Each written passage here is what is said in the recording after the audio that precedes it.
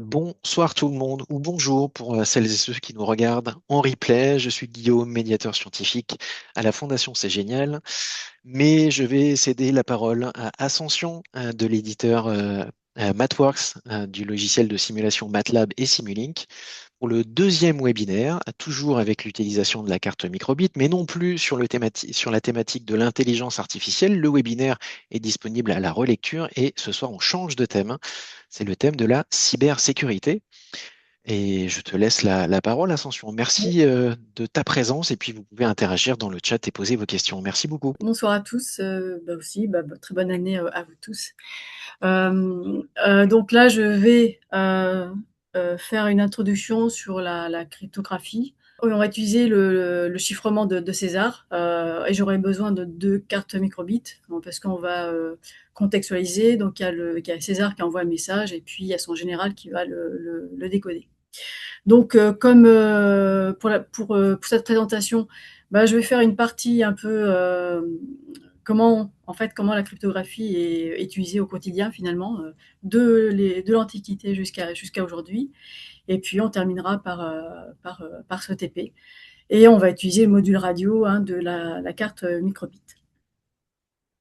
Donc là, au niveau, ça a commencé donc avec le chiffre de César, mais même bien avant à l'Antiquité, lorsque les Égyptiens sur leur tombe et ils commençaient donc à, à vouloir cacher donc les comment dire les personnes qui étaient enterrées. Donc là, on va commencer par le chiffre de César. Donc en fait, tout simplement, si on fait une substitution monoalphabétique, donc on va faire un décalage, et donc ça date de la Rome antique. Ensuite, bien plus tard, donc un diplomate français qui s'appelle Visionnaire donc, a mis en place un décalage avec une clé. Donc ça, on va revenir aussi. Je vais vous présenter différentes techniques. Et puis, 200 ans plus tard, la machine Enigma, je pense que vous avez entendu parler avec le film sur Alan Turing. Et donc, ça a été vraiment les débuts des ordinateurs. Et ce décodage, donc ça a permis vraiment de lancer les ordinateurs.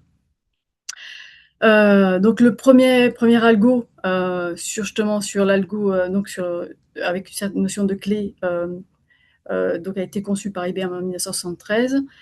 Et puis il y a des standards qui sont arrivés en 1976 avec le DES, donc Data Encryption Standard. Ensuite, parce que les ordinateurs vont encore évoluer, vont être plus puissants, donc il y a l'AES qui arrive avec une clé plus importante en 1977. Et puis, de nos jours, vous utilisez tous le RSA, qui utilise vraiment les nombres premiers, encore des mathématiques. Et ça aussi, là, on parle d'algorithmes asymétriques avec une clé publique et une clé privée. Si vous avez des questions, n'hésitez pas à les poser. Donc là, dans le chiffrement de César, donc en fait c'est très facile. Donc on a l'alphabet, donc il y a 26 lettres, 26 caractères. Donc on fait un décalage, par exemple de 3. Donc on va faire A, B, C, D. Donc ça va se transformer sur le D. Et ça c'est simple à mettre en place. Et c'est ce que je vais faire dans l'activité pratique avec la microbit, parce que c'est simple à faire et puis c'est intéressant de le montrer aux élèves. Bien évidemment, lorsque vous faites ce décalage, la lettre E apparaît souvent, donc forcément, il y a un philosophe arabe, Al-Kindi, donc c'est un algorithmicien, on va pouvoir faire des statistiques et puis décoder, craquer facilement les mots encryptés. Le chiffre de Visionnaire, donc là, c'est un algo assez beau. C'est aussi assez rigolo à mettre en place. Donc là, vous avez une matrice avec des lettres. Donc là, vous avez en colonne, vous avez l'alphabet, en ligne aussi. Et puis sur chaque ligne, en fait, on va décaler d'une lettre. Donc A, ça commence par le A, le B, C, etc., etc. Donc c'est l'alphabet décalé.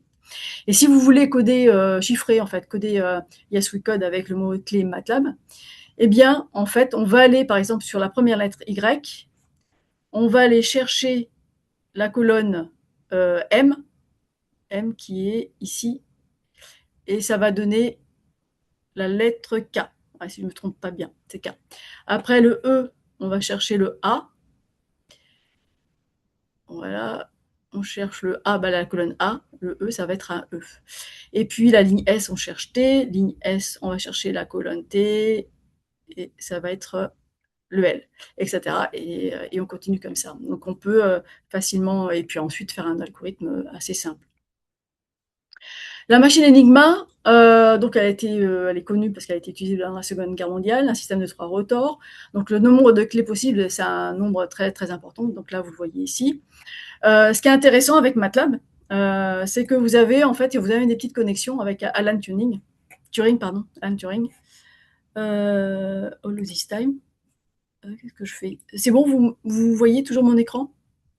Oui, oui, on voit toujours ton écran. C'est Ascension, bon. ouais, ouais, c'est parfait. Donc lui, donc c'est en fait c'est vraiment du calcul matriciel, hein, du calcul, il y a plein de chiffres, etc. Et ce qui est rigolo, c'est que lorsque vous avez les premiers ordinateurs et les premières bibliothèques de calcul matriciel, bah, c'est là où Clive Moller, celui-là qui a mis au point MATLAB, donc bien avant 1984, hein, dans les années entre 50 et 70. Et donc, en fait, c'est vraiment ce travail-là de calcul matériel s'est inspiré de toute cette recherche sur les calculs sur les ordinateurs. Donc, il y a les premiers pilotes ACE et les premiers ordinateurs, etc. Et donc, d'où a commencé, d'où est né MATLAB. Donc, il y a aussi une vidéo qui est sympa de Clive Muller qui explique toute l'histoire du début de MATLAB. Voilà. Donc, ça, c'était un petit aparté. Vous avez aussi une app sur MATLAB Central, l'app justement sur l'encodage. En fait, vous pouvez avoir aussi émuler la machine Enigma avec une application MATLAB. Le DES, donc DES. Je précise Ascension parce que tu me l'as indiqué juste avant Ouais, qu'on débute sur la diapositive. Il y avait donc un lien, ouais, mais je précise que le contenu du diaporama sera disponible dans le descriptif de la vidéo. Donc, je l'indique pas là forcément dans la mm, conversation en temps réel, mais tous mm, les liens que tu vas proposer seront disponibles à oui, la relecture ensuite. Après, ouais, si voilà, c'était pour info. oui. Ouais, les slides sont partagés. Donc le DES, donc Data Encryption Standard. Donc ça a été l'initiative, c'est le NBS américain qui s'en appelle. Donc le premier algo, il a été conçu par IBM et après quelques modifications, donc c'est devenu un standard. Donc ça a été disponible dans les années 76 et ça a été un standard pendant 20 ans. Ensuite, euh, avec le temps, donc les ordinateurs sont de plus en plus puissants, donc ils vont augmenter la taille des clés. Et donc là, un nouvel algo est arrivé, l'AES. Donc là, toutes les infos sont que c'est un algorithme réel conçu par Johan Daimen et Vincent Richman, donc en 2001. Et là, c'est vraiment, on s'est posé le problème, c'est la sécuriser l'échange de la clé entre les parties donc communicantes. Et ça, c'est une grosse réflexion. Et en 2001 est arrivé le RSA, donc la solution asymétrique. Donc il y a une notion de deux clés, la clé publique ou un cadenas et la clé privée. Donc en fait, c'est ce système qui est utilisé que lorsque vous faites un transfert ou un paiement en ligne. Eh bien, vous allez utiliser cette solution. Et ce qui est intéressant, c'est que c'est basé sur les nombres premiers. Donc en général, c'est facile de faire. Vous avez deux nombres premiers, le produit, ça fait par exemple P et Q, c'est deux nombres premiers, vous faites le produit, c'est N. N en général, ça sera la clé publique, et puis P et Q sera la partie privée. Bon, grosso modo, c'est extrêmement difficile de récupérer. Si vous avez un nombre entier très grand, bah, c'est extrêmement difficile de voir la factorisation en nombre premier. Donc ça, c'est la base de cet algo. Euh, donc là, je vais passer sur la partie pratique. Donc là, je contextualise. Donc nous sommes à Rome vers 50 avant Jésus-Christ. Bon, à l'époque, il n'y avait pas de carte microbit, mais c'est pas grave. On peut s'amuser un peu. Ça va s'amuser un peu.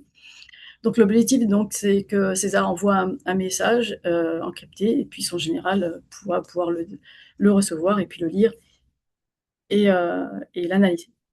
Alors là, je vous ai mis aussi le lien vers le module radio de la microbit, c'est ce qu'on va utiliser. Donc ça, c'est important aussi de voir. Je ne sais pas si vous êtes si vous l'utilisez, mais il y a un module radio, hein. Donc la bande de fréquence est 2,4 gigabytes. Et donc, en fait, il y a plusieurs canaux aussi. Donc, on va pouvoir en fait faire des groupes, hein, d'élèves. Et dans chaque groupe, eh ben, ils vont envoyer un certain mot encodé, encrypté. Voilà. Donc ça, c'est intéressant à utiliser. Donc là, au début, bon, moi, je vais vous présenter. Hop. Donc l'objectif, c'est que, échappe, on va aller dans MATLAB. Donc ici, pardon, je n'étais pas dans le bon répertoire. Tac, ici. Voilà. Général César Transmitter. Donc j'ai fait deux modèles. J'en profite peut-être aussi pour rappeler que dans le webinaire précédent sur le thème de l'intelligence artificielle, tu indiquais, Ascension, comment installer Un paquet. Simulink. Donc, il Oui. faudra aller regarder dans les vidéos précédentes pour l'installation du logiciel, les packages et Ouais. vérifier la mise Ouais. en œuvre de l'installation, de Exactement. l'usage de Ouais. la carte microbit avec Avec MATLAB. Simulink, ouais, avec MATLAB et Simulink. Donc vous allez ici sur Getting Hardware Support Package, et là c'est là-dessus où vous allez vraiment installer. C'est assez simple. Je vous montre rapidement avant de commencer. BBC Microbit, voilà. Donc moi je l'ai déjà installé, et c'est là que vous allez tout simplement l'installer. Ce qui est intéressant, c'est que lorsque vous avez votre modèle, ici, donc en fait, on a la bibliothèque de composants, des boîtes Simulink, et donc vers le bas, je vais avoir mes composants vers donc l'accéléromètre, l'audio, les modules radio, justement, pour recevoir et transmettre, etc. Et donc là, j'ai mon modèle qui va me permettre justement. Donc là, j'ai déjà déployé. Donc je vais utiliser les deux boutons poussoirs A et B. Le A, c'est pour dire, bah, je vais aller c'est pour choisir ma clé. Donc je vais faire l'incrémenter, je vais faire une clé de 1 ou 2 pour le décalage. Donc ça peut être 10, 4, etc. Et puis le B, c'est lorsque je suis satisfaite de ma clé, j'ai choisi 4 ou 5, je vais l'envoyer. Et c'est pour ça que ici j'ai mis un sous-système où je l'ai trigué en fait en fonction, quand j'appuie sur B, je vais envoyer le message sur le module radio. D'accord? Et j'ai pris le canal 1, celui par défaut. Et ici, vous voyez là, j'ai mon state flow. Donc ça permet de contrôler les deux boutons poussoirs. Donc tout simplement, au début, bah, j'initialise, hein, j'envoie rien. Voilà. Et puis, bah, petit à petit, je vais appuyer sur A et je vais choisir une clé. Et ensuite, bah, l'envoyer j'appuierai sur B pour l'envoyer ici sur la carte. Euh, pour l'envoyer sur le module radio. Mon mot encrypté, c'est MATLAB. Je le transforme en ASCII. Ici, pour transformer, parce que je vais transformer la lettre A, c'est des lettres en majuscule, A en 1, B en 2, etc. Ce sera de 1 à 26. Donc, je vais faire un moins 65. Ensuite, ici, je vais pouvoir après rajouter ici la clé. Je fais un modulo 26. Donc, comme ça, je récupère comment dire, le décalage. Lorsque je vais dépasser le 26, eh bien, je récupère 1, 2, 3, 4, etc. Et puis ensuite, ici, je fais un complément jusqu'à 30 caractères, parce que aussi au départ, j'en ai que 6 caractères, mais imaginons que j'en ai 15 ou 20, donc je vais donner la possibilité de travailler sur 30 lettres.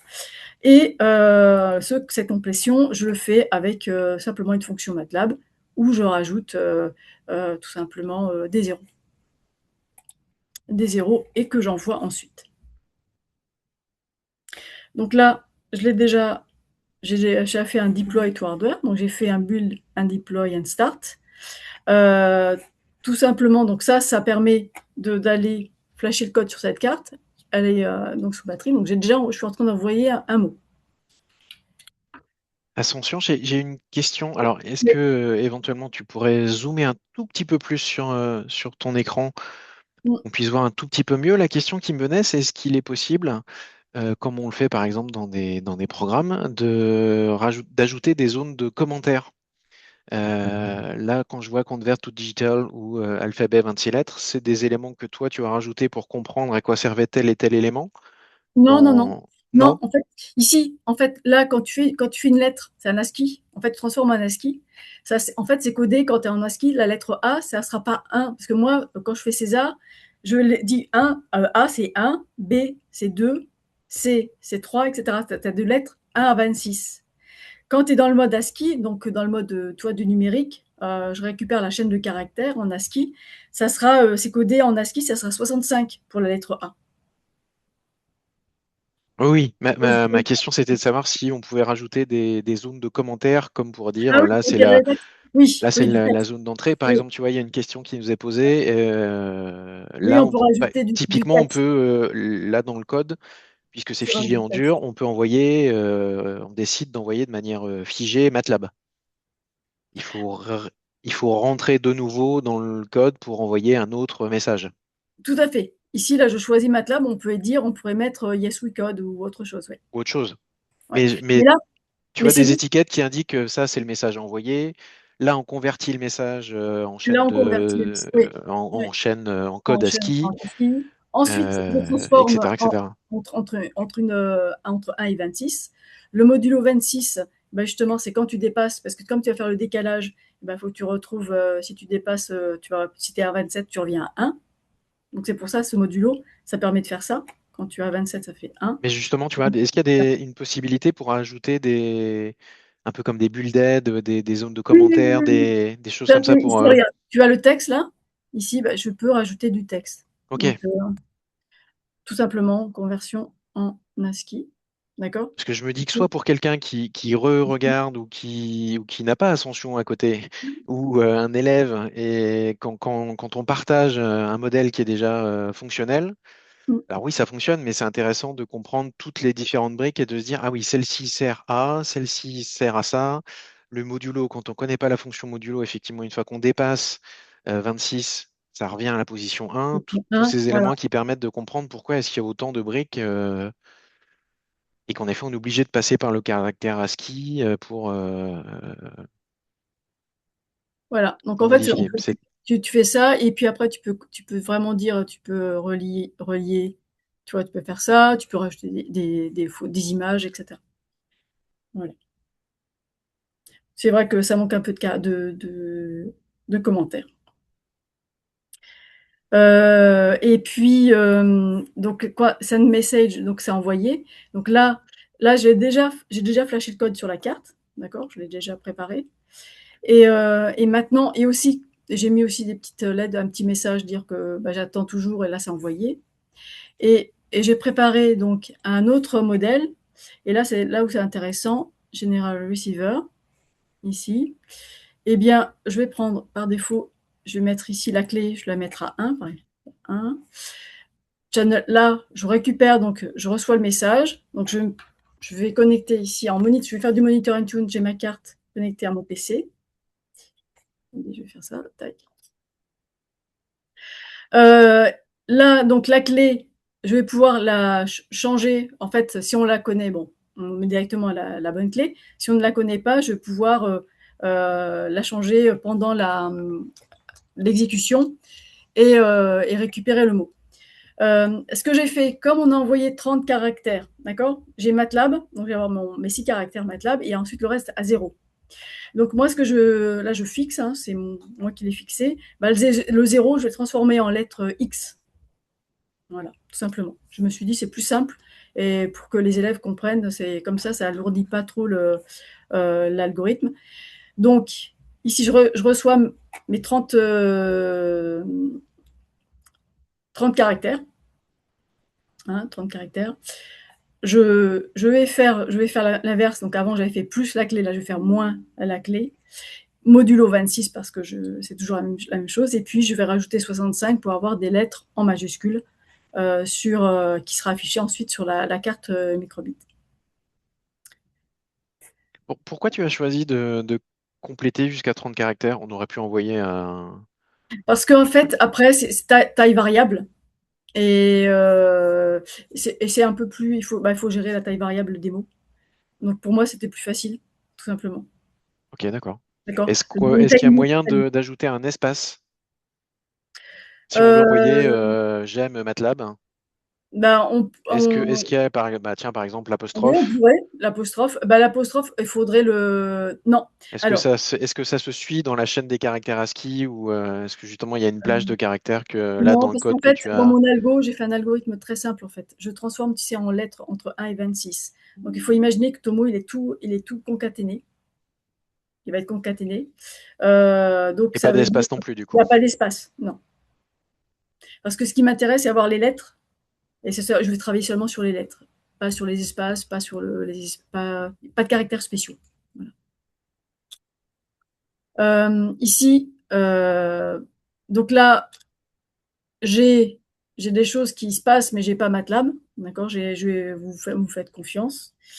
Et puis, on va pouvoir changer la clé à 3. Je regarde. J'ai toujours pas MATLAB. Voilà. Et je crois que c'est. Ah, mince. Bon, allez, on va refaire. Hop, on va refaire. Parce qu'il n'a pas aimé le 2,3 là. Je vais changer. Je crois que c'est 4 ou 5, je sais plus. On va regarder. L. Donc L. S. Donc, c'était pas 4. Je vais mettre 5.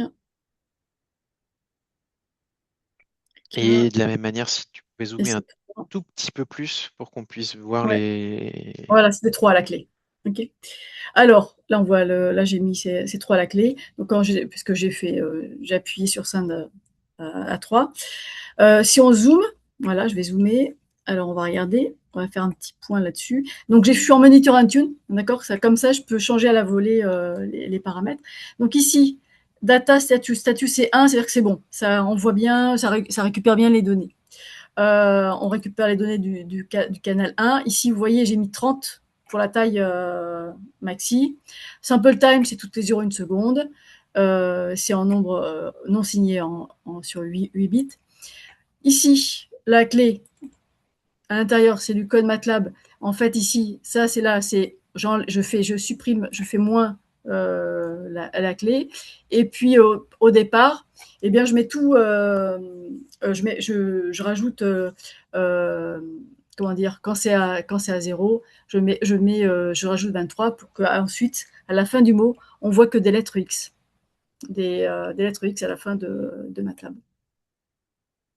Le modulo 26, toujours, et puis plus 65 pour avoir les lettres qui vont s'afficher ensuite sur la carte microbit.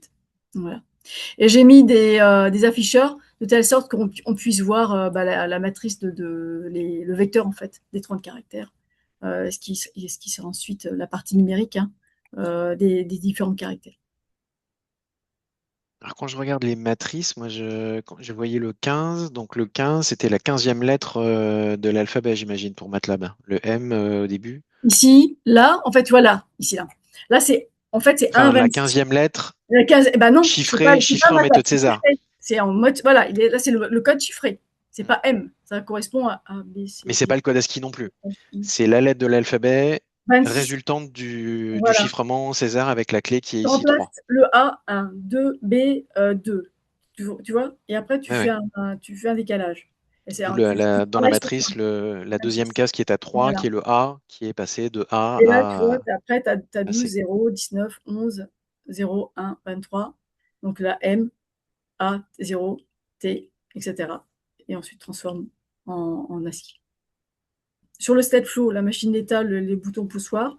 Donc ça peut être un travail aussi pour l'élève de faire son choix, de faire un incrément sur le A jusqu'à à, choisir donc pour sélectionner sa clé, le décalage. Ça, c'est quelque chose qu'ils peuvent faire. Et puis le deuxième modèle, donc là, j'ai utilisé le Monitor Intune. Donc le premier ici, je fais un deploy to hardware. Donc je flash le code et puis comme ça, je peux faire communiquer mes deux cartes, d'accord, entre les deux et tester. Et sinon, ça peut être deux postes hein, et puis ils communiquent un PC, les élèves travaillent sur l'encryptage et puis les autres sur le décodage. Et puis, ils peuvent travailler ainsi de suite. Voilà. Mais moi, Et dans mon cas, j'utilisais. la carte réceptrice, elle affiche quelque Elle chose? affiche, oui, oui. Donc ici, donc celle-ci, je l'ai arrêté, moi, le programme. Celle-ci va afficher le mot, en fait, va afficher MATLAB.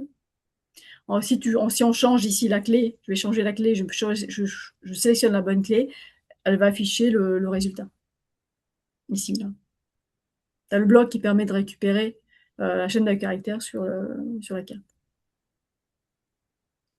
Est-ce que la Voilà. version en ligne permet Non. de Alors, tester quelques fonctionnalités? microbit, Je t'avais non. déjà posé Alors, la ouais, non. question la dernière fois, mais La version en ligne qui est la version Online Basics, elle permet, il y a du Simulink, il y a du MATLAB, mais il n'y a pas la partie microbit, la connexion avec microbit. Voilà. À l'heure alors actuelle, il y a il faut installer une autre MATLAB question Simulink qui sur est un de PC. savoir où est-ce qu'on peut trouver les programmes MATLAB. Alors j'imagine l'ensemble des programmes, puisque là on parle de MATLAB Simulink, mais dans MathWorks, il y a peut-être On a un site plusieurs. web où on peut télécharger, récupérer ou même utiliser MATLAB Online. Quand on a une licence, on peut utiliser aussi le MATLAB Online avec toutes les toolbox.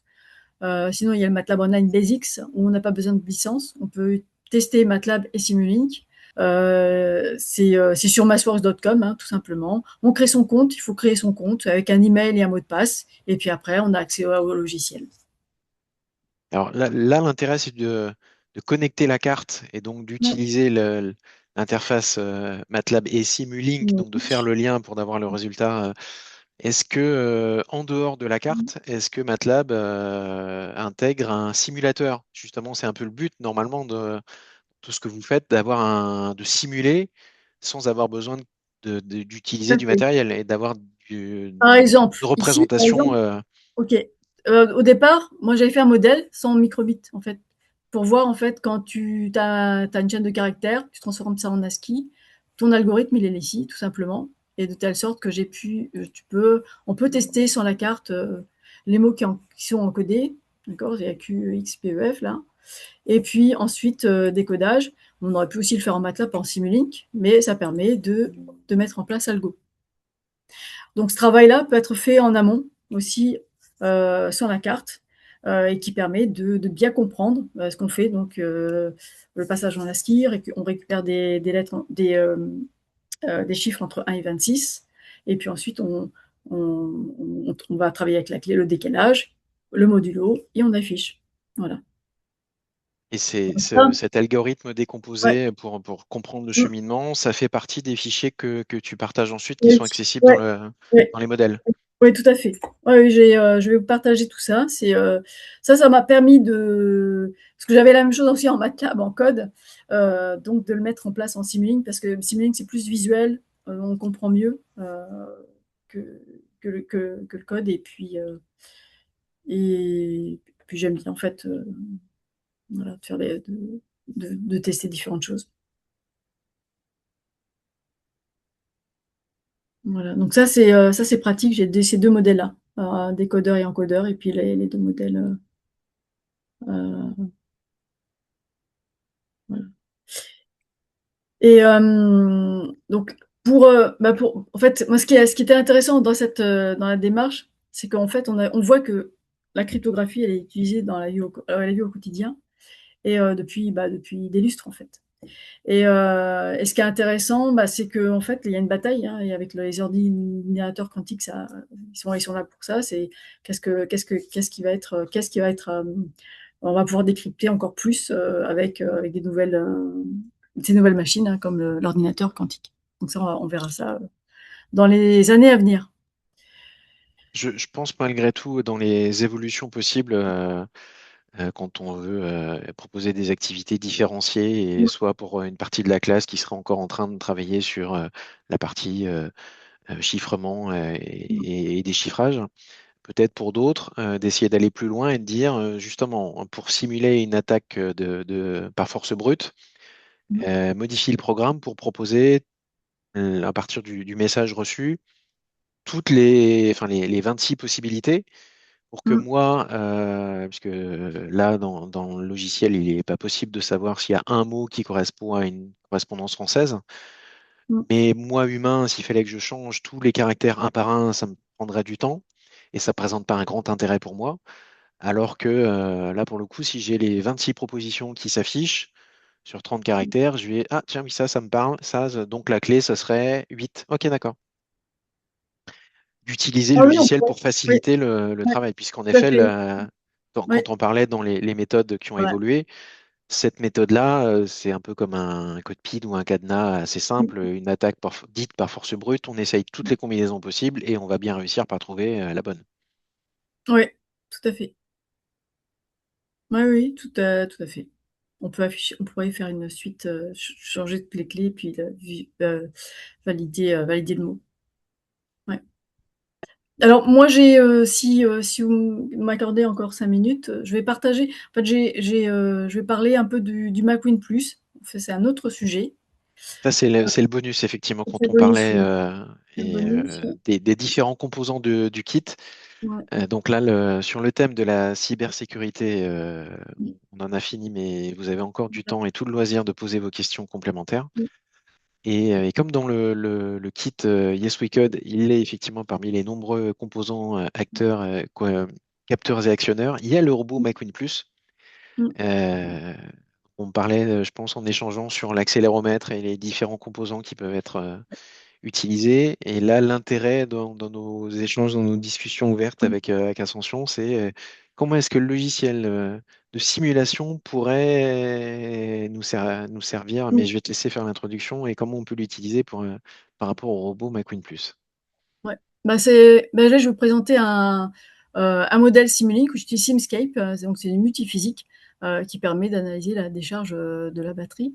Donc le plus important, en fait, c'est de voir, avoir les spécifications sur chaque composant. Donc là, j'ai listé les paramètres importants de la batterie, des moteurs, la dimension, en fait, qui va me permettre de faire la partie cinématique, la masse, s'il y a la caméra, pas caméra, et puis après, voir l'autonomie, une analyse de l'autonomie. Et donc, j'ai fait un modèle, Simscape, qui on a les dimensions, donc on récupéré donc les différentes valeurs des paramètres donc sur la batterie, donc sa capacité 2,2 ampères-heure, 3,7 la tension, les moteurs en RPM ils sont déjà il y a déjà l'engrenage, les dimensions et puis sa masse. Et Est-ce aussi, que tu peux zoomer un tout petit peu plus sur cette partie-là? Parce que là, comme on a tout ton ouais, écran, c'est vrai qu'on a pas de mal alors à suivre. Je sais bien qu'on aura les modèles ensuite à ici, disposition.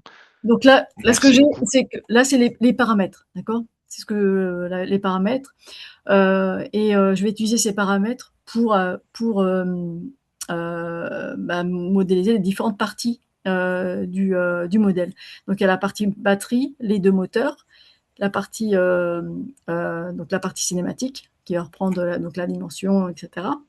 Et puis je vais rajouter aussi la partie alimentation de la carte microbit. Et puis après, si je rajoute la caméra. Donc, si je vais dans Simulink, ici, j'ai mon modèle, tout simplement. Donc, ça c'est une image de mes slides. Dans la batterie, donc vous cliquez à l'intérieur, j'ai fait un sous-système, c'est en bleu. Hein, tout ce qui est électrique, c'est en bleu. Je spécifie la tension nominale, la capacité, et puis après, je vais donner une certaine caractéristique lorsqu'elle va chuter cette tension.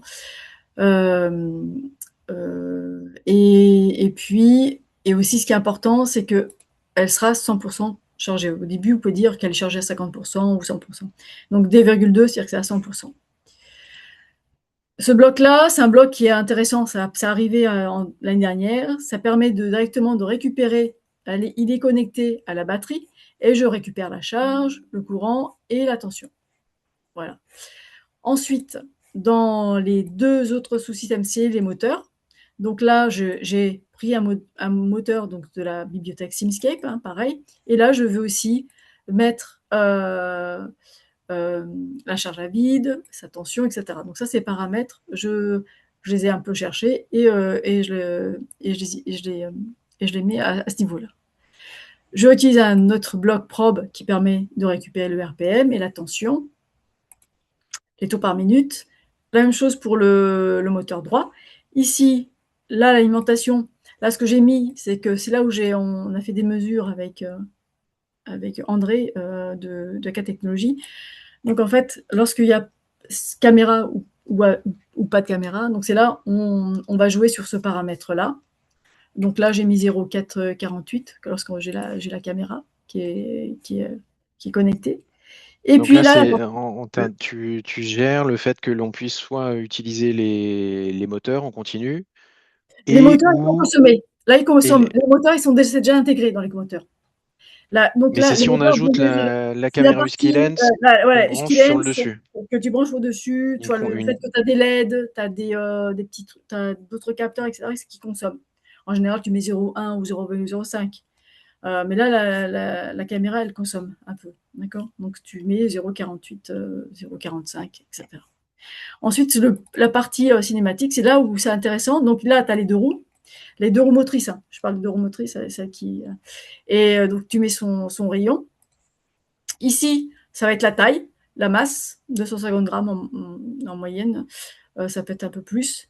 Et là, ça va être en fonction de la. Je prends en fait la dimension du robot, j'enlève un rayon de la roue, je divise par deux pour avoir ces axes de avant et arrière, le niveau de le centre de gravité, et puis après il y a le drag, mais ça bon, là il n'y a pas de vent, donc il y aura pas de souci, donc j'ai pris 10 fois 7 cm².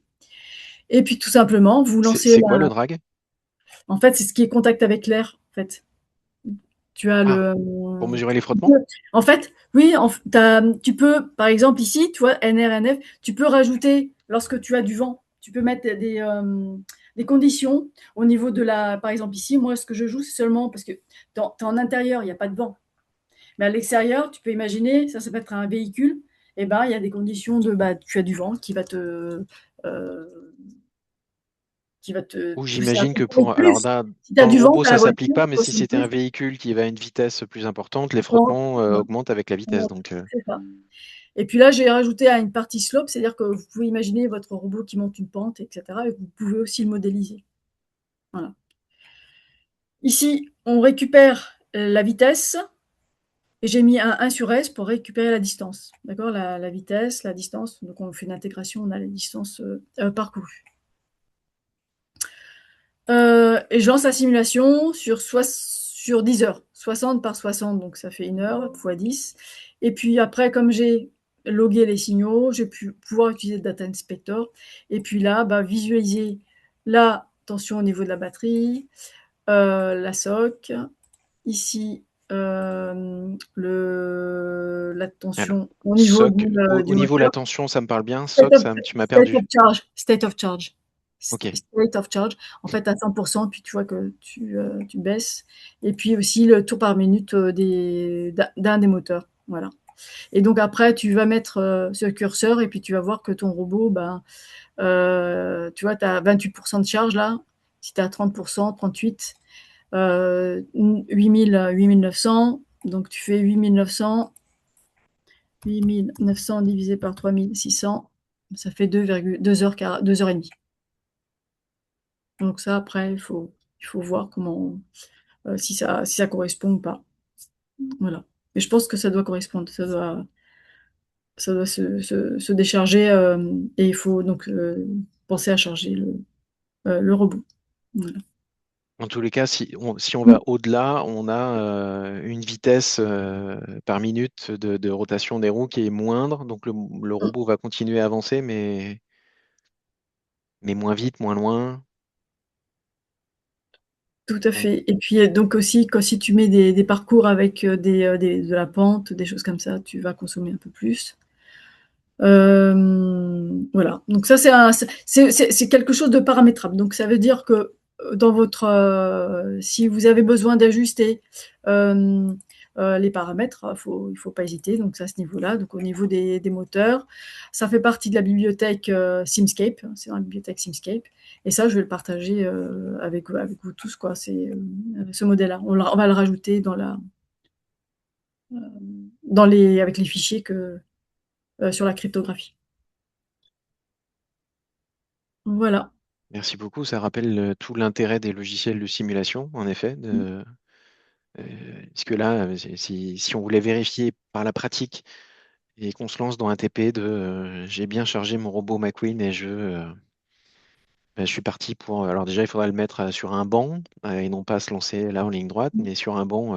Je l'avais fait une fois, je crois, sur un TP. Je faisais rouler mon robot sur un rouleau à pâtisserie, un banc de fortune, mais je me vois pas forcément le lancer. Enfin, si, il faut que je le lance et puis je continue mon activité normale à côté et puis je reviens peut-être au bout d'une heure pour voir s'il avance toujours et puis peut-être au bout d'une heure et demie et puis je vais revenir toutes les 10 minutes ensuite pour voir si ça fonctionne. Mais bon, Non, on tu peut peux pas utiliser le tout modèle. simuler, mais oui, voilà, Non, c'est ça. ouais. Non, mais ça sert aussi de voir les différentes caractéristiques, les mesures, les unités. Euh, c'est un complémentaire. Moi, je pense que ça complémente. Euh, Oui, puis dans les graphiques que tu nous as montrés, on voit la courbe de décroissance ouais, et donc on peut considérer aussi qu'il y a un certain seuil au-delà duquel, oui, ça continue de ouais, fonctionner, mais est-ce que ça continue de fonctionner dans un état qui nous semble ouais. suffisamment fiable, ou bien il avance, mais pas à la pleine vitesse, et donc on considère que c'est Je pas pense qu'il viable doit en fait. Mais stopper. Le robot, il doit stopper à un moment donné une certaine tension. Il y a une tension de sécurité quelque part pour pas justement abîmer, détériorer le robot. Ça, il faudrait demander aussi. Il faudrait qu'on regarde ça. Voilà. merci beaucoup, Ascension.